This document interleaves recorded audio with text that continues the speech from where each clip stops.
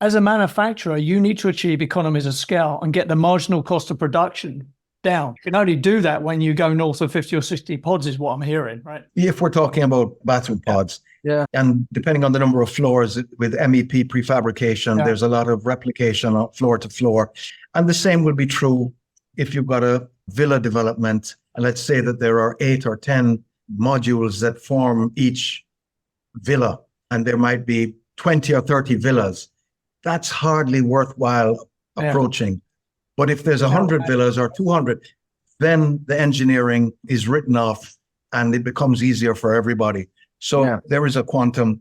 But we've had clients who paid the extra for engineering on small boutique projects because they wanted the quality, because they were previous customers and they knew what it was they were getting. And the numbers of pods were small, but they just loved the way that they looked and they were ready to plug in and play. They were prepared to just pay the premium so that we would deliver a smaller number and just have our engineering covered.